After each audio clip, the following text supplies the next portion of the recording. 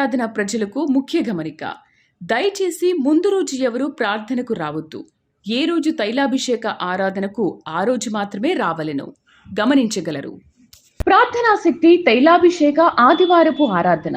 సమయం ఉదయం 10 గంటల నుండి 1 గంట వరకు. స్థలం వైస్రాయ్ గార్డెన్స్, జూబ్లీ బస్టాండ్ ఎదురుగా, సికింద్రాబాద్. ప్రార్థనా శక్తి తైలాభిషేక ఆరాధన జనవరి 23 మంగళవారం, కర్నూలు. సమయం ఉదయం 10 గంటల నుండి. స్థలం SS gardens, saint Joseph junior college దగ్గర, నందికొట్కూర్ రోడ్, కర్నూలు. ప్రార్థనా శక్తి తైలాభిషేక ఆరాధన జనవరి 25 గురువారం, గుంటూరు. సమయం ఉదయం 10 గంటల నుండి. స్థలం మెట్టు చిన్నమల్లారెడ్డి గారి పొలంలో, మించియాడ్ దగ్గర, నల్లపాడు రోడ్, గుంటూరు. ప్రార్థనా శక్తి తైలాభిషేక ఆరాధన జనవరి 26 శుక్రవారం, ఖమ్మం. సమయం ఉదయం 10 గంటల నుండి. స్థలం ఎస్ఆర్ గార్డెన్స్, ఈనాడు ఆఫీస్, వైరా రోడ్, వెలుగుమట్ల, ఖమ్మం. భీమవరం పరిసర ప్రాంత ప్రజలకు శుభవార్త. ప్రార్థనా శక్తి తైలాభిషేక ఆరాధన జనవరి 27 శనివారం, భీమవరం. సమయం ఉదయం 10 గంటల నుండి. స్థలం Nirmaladevi function hall, Juvvalapalem road, Peddamiram, Bhimavaram. Yesayya నామములో మీకు వందనాలు తెలియపరుస్తూ ఉన్నాను. ఈ దినము కొరకు దేవుడు సిద్ధపరిచిన వాగ్దానాన్ని మనం స్వాధీనపరచుకుందాం. పరిశుద్ధ గ్రంథంలో నుండి దినవృత్తాంతములు 19వ అధ్యాయము 11వ వచనం, 2వ దినవృత్తాంతములు, 2 Chronicles చాప్టర్ 19 వర్స్ 11లో 6th లైన్. ధైర్యం వహించుడి, మేలు చేయుటకై యెహోవా మీతో కూడా ఉండును. ధైర్యం వహించుడి, మేలు చేయుటకై యెహోవా మీతో కూడా ఉండును. దేవుని నామానికి మహిమ కలుగును గాక.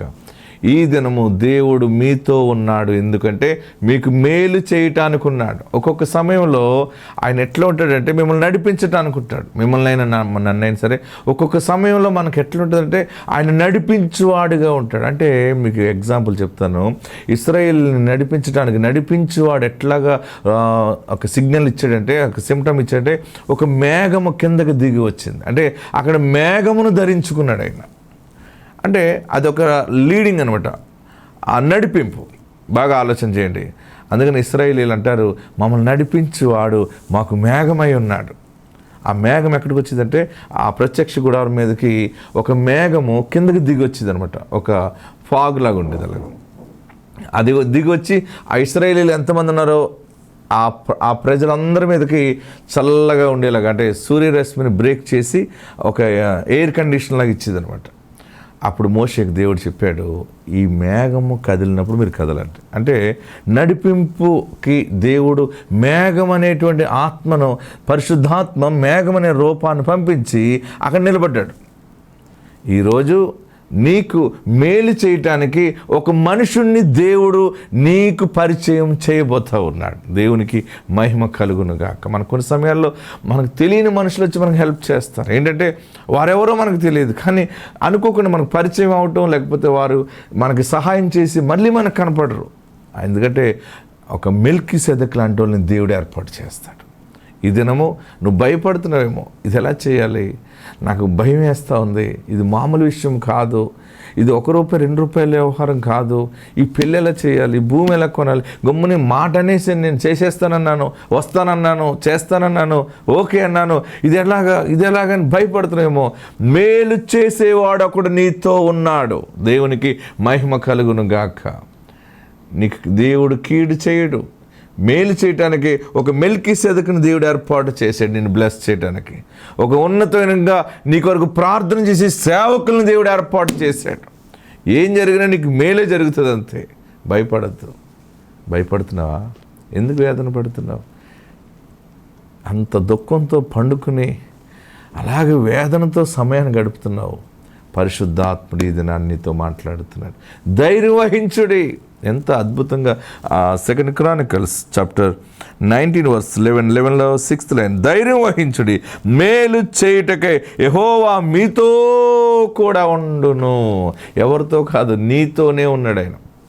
నీ ఇంటిలోనే ఉన్నాడు. నువ్వు ఎక్కడికి వెళ్తున్నా నీతో ఆయన సన్నిధి వస్తూ ఉంది. ఎందుకంటే ఒక మేలు నీ పట్ల చేయటానికి సిద్ధ మనసుతో ఉన్నాడు. మరి ఆ మేలు ఏంటో నువ్వు చూస్తావు, అనుభవిస్తావు, దేవుని సాక్షిగా ఉంటావు. ఆత్మ తోడుండును గాక. God bless you. ఈ 2024లో బలమైన వాగ్దానం పట్టుకుని వచ్చేసాను మీ దగ్గరికి. నేను 31st నైట్, అలాగే 1వ తారీఖు ఎంటర్ అయినప్పుడు వాక్యం చెబుతూ ఉండగా పరలోకం నుండి దేవుడు ఒక వాగ్దానాన్ని పంపించాడు. ఆ వాగ్దానాన్ని మోసుకుని వచ్చేసాను మీ దగ్గరికి. హల్లెలూయా, హల్లెలూయా. ఎన్ని కార్యాలు దేవుడు జరిగిస్తున్నాడు మన ప్రార్థనా శక్తిలో. ఊహించలేని అన్ని అద్భుతాలు దేవుడు మన జీవితంలో జరిగిస్తూ ఉన్నాడు. పిల్లలు ఎంతమంది పుట్టారు ఇప్పటికి? ప్రార్థనల ద్వారా డాక్టర్లు రిజెక్ట్ చేసినవన్నీ 4416 మందికి దేవుడు గర్భఫలాలు ఇచ్చాడు. 4416 మందిని ఎత్తుకుని మనము ప్రభువుని గణపరచుని ఉన్నాము. ఇంకా చాలామంది సాక్ష్యాలు చెప్పవలసినవి ఉన్నాయి. ఇద్దరిద్దరు పిల్లల్ని తెచ్చేస్తున్నారు. ఇప్పుడు అందరికీ చెట్టుకి 2 కాయలు కాసినట్టు కాసేస్తున్నారు. మొన్న కుకట్పల్లి మొన్న ఆదివారం రాత్రి ప్రార్థన, సాయంత్రకాల సమయంలో కుకట్పల్లి ప్రార్థనకి వెళ్ళాను. అక్కడికి ఒక సహోదరి బిడ్డను తీసుకొచ్చింది. ఏమా అన్నాను. చూడండి, ఆ సాక్ష్యం కూడా తీసుకొచ్చాను. చంటి బిడ్డను ఎత్తుకుని ఉంది తల్లి, ఆ బిడ్డ తల్లి కూడా ఉంది. వస్తా ఉంటే రమ్మన్నాను, వచ్చేసారు. పైకి వచ్చాక ఏం జరిగిందంటే అంటదామే, దైవజనుడా నా కుమార్తెకి పిల్లలు పుట్టరని డాక్టర్లు చెప్పారు. యూట్రస్లో గర్భసంచిలో బుడగలు ఉన్నాయని చెప్పారు. పిల్లలు పుట్టరంటే ఏడుస్తూ ఉన్న సమయంలో మేము ప్రార్థనా శక్తి గురించి తెలుసుకున్నాం. మీ ప్రార్థనా శక్తికి వచ్చి ఏడుస్తూ ఉంటుంటే, అమ్మ నువ్వు ఏడవకు, ఎన్ని గర్భసంచిలో నీ బుడగలున్నా ఆ బుడగలన్నింటిని వేసే అని ఊదీసి ఒక బుడ్డోడు నీకు ఇస్తాడు, మగబిడ్డను ఎత్తుకొస్తావని మీరు చెప్పారు. చెప్పిన 10 రోజులకే గర్భం వచ్చేసింది. ఇదిగో మగపిల్లడు పుట్టాడు. చూడండి స్క్రీన్ మీద ఇటుకు చూసారా, ఈయన కుక్కెట్పల్లి తీసుకొచ్చారు మొన్న ఆదివారం. వాళ్ళ అమ్మమ్మ సాక్ష్యం చెప్పింది, బుడగే బుడ్డోడుగా మార్చాడు యేసయ్య. ఆమె మనకి ఏది దరిద్రం ఉంటుందో మనం దరిద్రం అనుకోవడం లేదు, దరిద్రాన్ని దేవుడు ఐశ్వర్యంగా మారుస్తాడు. శ్రమ దుఃఖాన్నే దేవుడు మారుస్తాడు, ఎందుకంటే ఆయన నిజమైన దేవుడు. ఆమెన్. చూడండి అలా అమ్మమ్మ ఏం సాక్ష్యం చెప్పింది ఏనండి. అందరికీ వందనాలమ్మా. నీటి బుడకలు ఉన్నాయి, ఈ అమ్మాయికి గర్భఫలం అందదు, నీటి బుడకలకు మందులు వాడాలని చెప్పారు. కానీ మేము మందులు ఏమీ కూడా వాడకుండా తలాభిషేకానికి వచ్చాము. 10 రోజులకే అమ్మాయికి కన్ఫామ్ అయింది. దేవుడు మిమ్మల్ని దీవించును గాక. ఏ బుడగలున్నా ఏ ఉన్నా యేసు నామములో అన్నీ పోతాయి. ఆమెన్. హల్లెలూయా. ఇది ఎవరు నమ్ముతారు? ఇది మామూలుగా చెబితే నమ్మగలమా? మన దగ్గర 4416 ఈ సాక్ష్యాలు రికార్డ్ చేసి మన దగ్గర ఉన్నాయి. ఇంకా ఎన్నో మంది పిల్లలు పుట్టబోతూ ఉన్నారు ఈ నెలలో. మీరు లైన్లో వచ్చినప్పుడు కొంచెం జాగ్రత్తగా రండి. చాలామంది 8వ నెలలో కూడా ఉన్న వాళ్ళు ఉన్నారు. ఈ 9వ నెల ఆసన్నమైన నేను 2-3 అన్నానమ్మా, ఇంత డెలివరీ టైం దగ్గరికి వచ్చినా సరే ఇంకా మీరు ఆగొచ్చు కదా, డెలివరీ అయిన తర్వాత రావచ్చు కదంటే, ఆమె ఏమన్నదంటే గర్భంలో పడినది మొదలుకొని ఏ తైలాభిషేకం మానకూడదని సమర్పించుకున్నాను పాస్టర్ గారు నేను అంది. నా బిడ్డ నా గర్భంలో కూడా ప్రార్థనా శక్తితోటి తయారవ్వాలి. చివరి మంత్ కూడా దేవుని వాక్యం వింటూనే పుట్టాలి. అందుకనే రాబోయే రోజులన్నీ కూడా మన ప్రార్థనా శక్తి ద్వారా పుట్టిన పిల్లలే రాజ్యాన్ని ఏలుబడి చేసేవారుగా మారబోతా ఉంటారు. హల్లెలూయా, హల్లెలూయా. అమ్మమ్మలు అవ్వాలనుకున్న వాళ్ళరా, నానమ్మ అవ్వాలనుకున్న వాళ్ళరా, తల్లి అవ్వాలనుకున్న వాళ్ళరా, తండ్రి అవ్వాలనుకున్న వాళ్ళరా, అయ్యో మా ఇంట్లో ఏమీ జరగలేదు, పరిస్థితులు బాగోలేవు, ఆరోగ్య పరిస్థితులు బాగోలేదని దుఃఖముతో ఉన్న వాళ్ళరా, మీ కొరకు యేసు భూలోకానికి వచ్చి ఉన్నాడు. ఆ పరిశుద్ధుడైన యేసుని మనం ఆలకిస్తాడు. మనందరి ప్రార్థన ఆలకించి గర్భఫలము 100% ఇచ్చి తీరుతాడంతే. హల్లెలూయా. చాలామందికి కవల పిల్లలు పుడుతున్నారు. మొన్న ఏకంగా ఒక ఆమెకు 3 పుట్టేశారు. నేను అనుకుంటున్నాను నలుగురు కూడా పుడతారేమో అని అనుకుంటున్నాను. ఎందుకంటే ఆలస్యమైనా కానీ దేవుడు బోనస్ చేసి ఇచ్చేస్తాడనమాట. ఏడవకండి. ఇల్లు లేని వాళ్ళరా, 2024 అద్భుతమైన గృహాలు దేవుడు మీకు అనుగ్రహించును గాక. అప్పుల్లో ఉన్న వాళ్ళరా రుణమాఫీ అయిపోతుంది. యేసయ్య గవర్నమెంట్లో అందరి రుణాలు దేవుడు తీరుస్తును గాక. అందరి మీద ఫైనాన్షియల్ బ్లెస్సింగ్ ఉంది. మీకు వాగ్దానాన్ని చూపిస్తున్నాను చూడండి. 2024 పంచాంగం ఎలాగుంటుందో చెప్తున్నాను రండి. మనకి ఇదే సంవత్సరాది. దేవుని మీద ఆనుకున్న మీకు ఇర్మియా గ్రంథం 30వ అధ్యాయము 18వ వచనం దేవుడు మనకిస్తున్నటువంటి వాగ్దానము. ఇర్మియా గ్రంథం 30వ అధ్యాయము. యెహోవా ఈ మాట సెలవిచ్చుచున్నాడు, యాకోబు నివాస స్థలములను కరుణించి వాని గుడారములను నేను చెరలో నుండి రప్పింతును. అప్పుడు పట్టణము దాని కొండ మీద కట్టబడును, నగరియు యథాప్రకారము నివాసులు గలదగును. చూడండి, ఇక్కడ 3 మాటలు ఉన్నాయి. సంవత్సరానికి 3 కాలాలు ఉంటాయి. మన ఈ కొత్త సంవత్సరంలో ఈ కాలం ఏ కాలం ఇది? శీతాకాలం. దీని తర్వాత వచ్చే కాలం ఏంటి? గట్టిగా చెప్పాలి. వేసవి కాలం. దాని తర్వాత వచ్చే కాలం ఏంటి? వర్షాకాలం. కాలం వచ్చి ఎన్ని నెలలు ఉంటాయి? 4 నెలలు ఉంటాయి. ఈ శీతాకాలంలో ప్రారంభమయ్యే ఫస్ట్ మాట ఏంటంటే, వాని గుడారములో నుండి నేను వారిని చెరసాలలో రప్పిస్తున్నాను.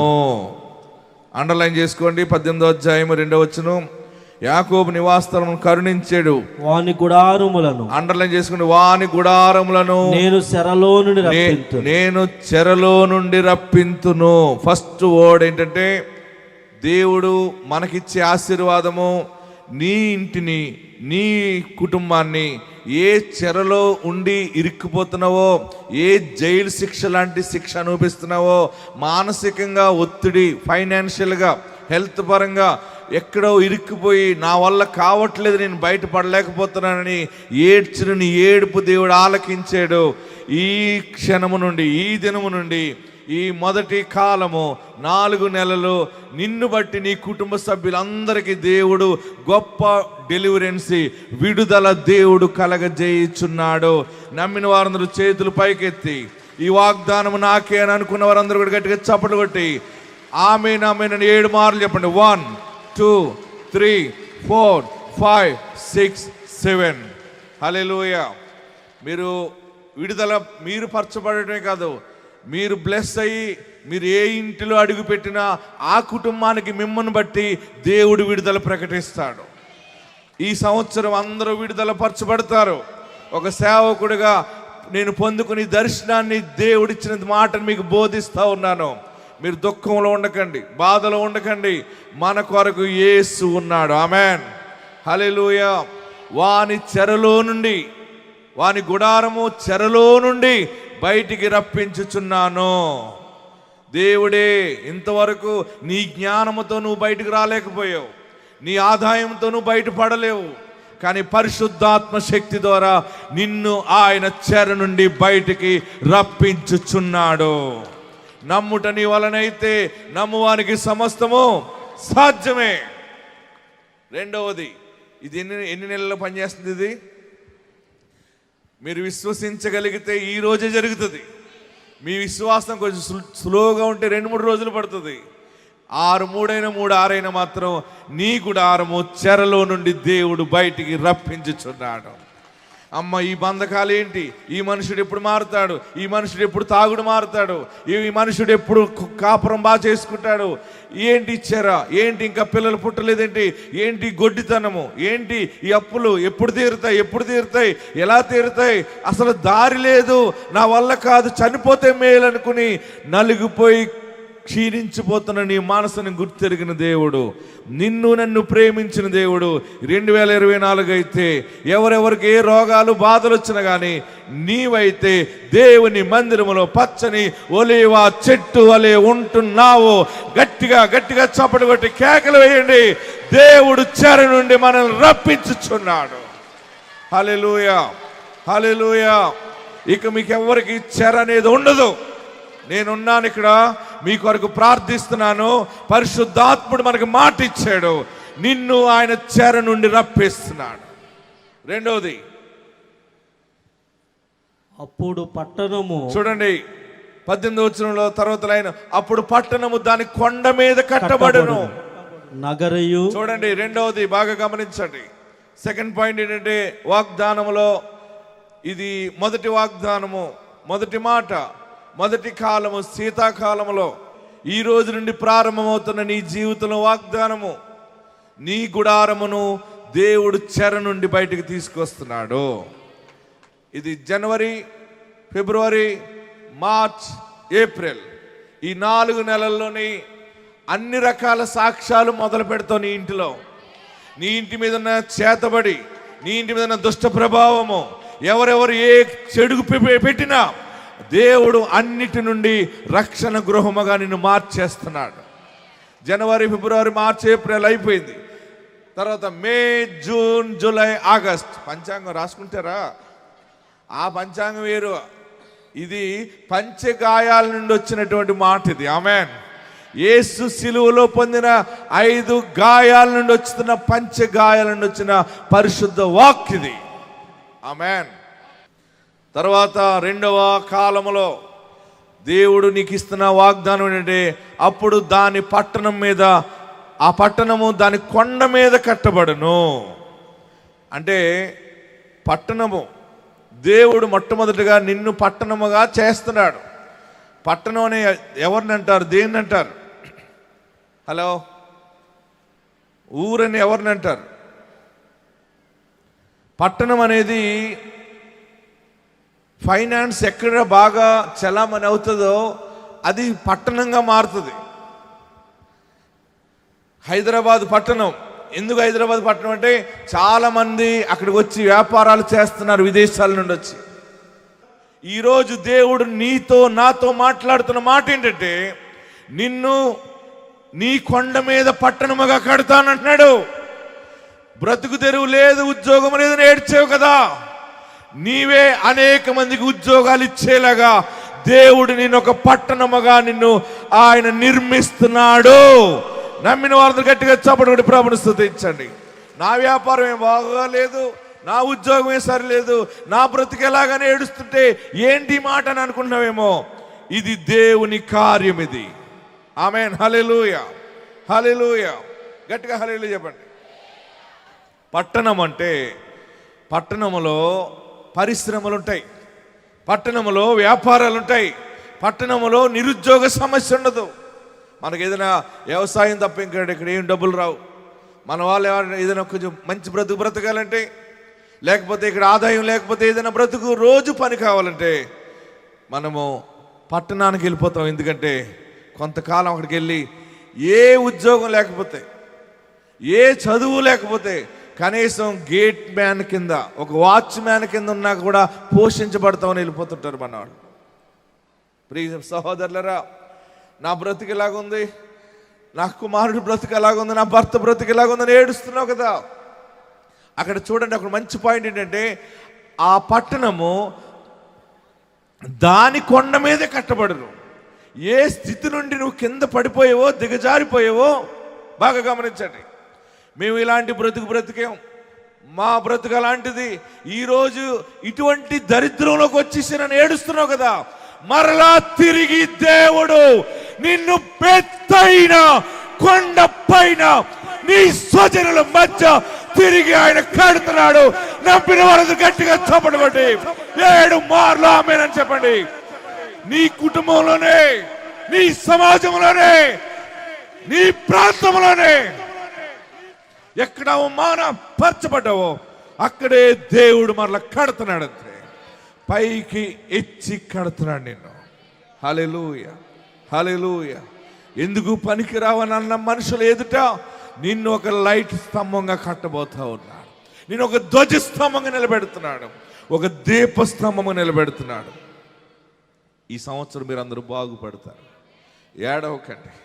మీరందరూ నాట్యం చేస్తారు, గొంతులేస్తారు, ఫైనాన్షియల్గా బాగుంటారు. అందరి జీవితంలో రెక్కల కష్టము దీవెనగా ఉంటుంది. మీరు యేసునందు ఆనందించండి, యేసునందు స్తుతించండి. మనం ఫైనాన్షియల్గా బాగున్నాం అనుకోండి, పట్టణముగా కడతాడు. భర్త వదిలేసి వెళ్ళిపోయినా వచ్చేస్తాడు, అంతే.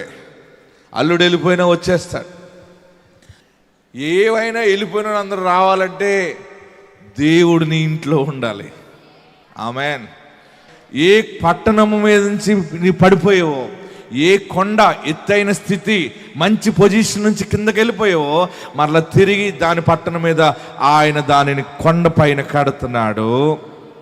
ఇది రెండవ కాలంలో జరుగుతుంది. మూడవ కాలంలోది యథాప్రకారము ఏమన్నాడు అక్కడ? నివాసులు గలదు. యథాప్రకారం అది నివాసులు గలదగును. మళ్ళా యథావిధిగా మంచి సాక్ష్యముతో మరలా అందరితో కలిసి జీవిస్తావు, అందరితో కలిసి ఆశీర్వాదకరమైన సాక్ష్యాన్ని పంచుకుంటావు.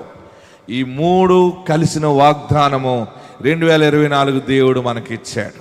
మీరెవరు భయపడద్దు. మనకు 3 రకాలుగా దేవుడు వచ్చాడు. మాట ఏంటంటే ఈ 2024 మీ అందరి జీవితంలో 100% దేవుడు దీన్ని నెరవేర్చుచున్నాడు. మీరు పరిశుద్ధతను కలిగి ఉండండి, భక్తిని కలిగి ఉండండి, విశ్వాసమందు బలముగా ఉండండి. మొట్టమొదటిగా నీ గుడారము చెర నుండి రప్పిస్తున్నాడు, నోట్ చేసుకోండి. రెండవది నీ పట్టణము దాని కొండ మీద ఆయన కడుతున్నాడు. మూడవది యథాప్రకారము నివాసులు గలదగును. యేసయ్య నామంలో నువ్వు తిరిగి కట్టబడతావు. కూలిపోయిన సంసారాలు కట్టబడతాయి, కూలిపోయిన ఉద్యోగాలు, పోయిన ఉద్యోగాలు, వ్యాపారాలు, వ్యవసాయాలు తిరిగి ఆశీర్వాదంగా మార్చబడుతుంది. మరిన్ని విషయాలు నేను మళ్ళీ మీకు బోధిస్తాను. ఈ వాగ్దానం మీ గుండె నిండా దాచుకోండి, యేసుని స్తుతించండి, దైవాత్మ మీకు తోడుండును గాక. అందరూ కూడా తలలు వంచండి, కళ్ళు మూసుకునండి. నీ గుడారమును చెర నుండి రప్పిస్తున్నాను. ఏమో ఈ ఇంట్లో మాకు ఏ వెలుగు లేదు, లేకపోతే ఈ పిల్ల ఈ కోడలు వచ్చిన తర్వాత, ఈ అల్లుడు వచ్చిన తర్వాత మా ఇల్లులాగా అయిపోయింది, లేదా ఈ బిడ్డ పుట్టాక మాకు ఈ శోధన వచ్చింది. ఎన్నో రకరకాలుగా శోధనల చేత బంధించబడి వెలుగు లేక తిరుగులాడుతున్న నీతోనే దేవుడు మాట్లాడాడు. ఆయన నీ గుడారమును చెర నుండి రప్పించుచున్నాడు. ఎక్కడున్నవారు అక్కడ 2 చేతులు పైకెత్తి, ఉద్యోగం లేదని ఎవరైనా నీకు అడ్డుపడి నీకు రాకుండా చేశారని ఏడుస్తున్నావేమో. నా జీవితంలో బంధకాలు తెగిపోవట్లేదు, నా భార్య పరిస్థితి ఎలాగ అయిపోయింది, ఏదో ఒక రోగం ఒకదాని తర్వాత ఒకటి ఏదో ఒకటి మా మీద ఏలుబడి చేస్తుందని ఏడుస్తున్నావా? రోగము నుండి ఎంటైర్ నీ ఫ్యామిలీ అంతా కూడా రోగాల నిలయము నుండి ఆరోగ్య నిలయములోనికి మార్పు చెందుతా ఉంది. దేవుడే నీ ఇంటిని బాగు చేస్తున్నాడు. ఏ తెగులు నీ గుడారమును సమీపించదు, ఏ తెగులు నీ గుడారమును సమీపించదు. దేవుని సాక్షిగా ఉన్నావు, దేవుని సాక్షిగా ఉన్నావు. దేవుడే నిన్ను సాక్షిగా నిలబెడతా ఉన్నాడు. యథాప్రకారం నువ్వు స్థిరపడతావు. చేతులు డబ్బులు లేవు, వ్యాపారానికి లేవు, ఎంత సంపాదించినా నిలబడట్లేదు, ఉండట్లేదు. ఏదో ఒక ఖర్చు, పోలీస్ స్టేషన్లకో, కోర్టుల ఫీజులకో, లేకపోతే అన్యాయంగా ఎవరైనా దొంగిలించటం అయిపోయింది. ఏ పాపము నా మీద ఏలుబడి చేసింది, ఏ శాపము ఏలుబడి చేసింది. నేనేమి సంపాదించలేకపోయాను, ఏది నిలబెట్టలేకపోయాను అనుకున్నావేమో. అది నీ వల్ల కాదు. ఈ రోజు పరిశుద్ధాత్ముడే నీతో మాట్లాడుతున్నాడు. ఆ పట్టణమును దాని కొండ మీద తిరిగి కడుతున్నాను అన్నాడు. ఆయన నిన్ను హెచ్చిస్తా ఉన్నాడు, ఆయన హెచ్చిస్తా ఉన్నాడు. ఆయన హెచ్చించాడంతే. నీ బిడ్డను ఆయన జ్ఞాపకం చేసుకున్నాడు. నా బిడ్డకి ఏ మనుషుడు లేడు సహాయం చేయటానికి, నా బిడ్డలకి దారి చూపి దిక్కు లేదని ఏడుస్తున్నావా? దిక్కు అయిన వాడు నీ పక్షంగా ఉన్నాడు. 24 నీ బిడ్డలు స్థిరపడతారు. 24 నీ ఇంట్లో సాక్ష్యం ఉంది. 24 నీ భర్త రక్షించబడుతున్నాడు. 24 నీ భార్య రక్షించబడుతుంది. నీ ఇంట్లో గొప్ప జీవము కలిగి ఆత్మ సంబంధమైన సువాసన మొత్తం నీ కుటుంబాలకి పాకబోతుంది. ఎక్కడ తృణీకరించబడ్డావో ఆయన తలెత్తేడంతే. పరలోకం నుండి దిగి వచ్చిన వాగ్దానము, నేను యాకోబు నివాసులను కరుణించాను, వాని గుడారములను చెర నుండి రప్పిస్తున్నా. నా బిడ్డ బాగుపడితే చాలు, నా బిడ్డ పెళ్లి జరిగితే చాలు, ఒక ఇల్లు కడితే చాలు, చిన్న ఉద్యోగం ఉంటే చాలు, అది చూసి చచ్చిపోతానని ఏడుస్తున్నావు కదా, అంతకంటే గొప్ప సాక్ష్యము దేవుడు నీకు దాచిపెట్టాడు. అంతకంటే ఆ పట్టణమును దాని కొండ మీద కడుతున్నాను అన్నాడు. నా ప్రియ సహోదరులరా, యేసయ్య మీతో మాట్లాడుతున్న మాట ఇది. ఏడవకండి. దుఃఖం అయిపోయిందా? నమస్కరించండి, చేతులు జోడించండి, తలలు పైకెత్తండి. నా గుండె నిండా నువ్వు ఉండవా? యేసయ్య నా ఇంటికి రక్షకుడుగా ఉండవా? నీకు విరోధంగా ఏదైనా పాపం చేసేనేమో నన్ను క్షమించు, నన్ను పరిశుద్ధపరచు, నన్ను పవిత్రపరచు. నీవు నాకు దేవుడిగా ఉన్నావు. నా గుండె గుడిలో నువ్వు ఉండాలి బాబు. నా గుండె నిండా నువ్వు ఉండాలయ్యా. ఇంకెవరో వద్దు, యేసు అని నీ నామము నాకు కావాలి.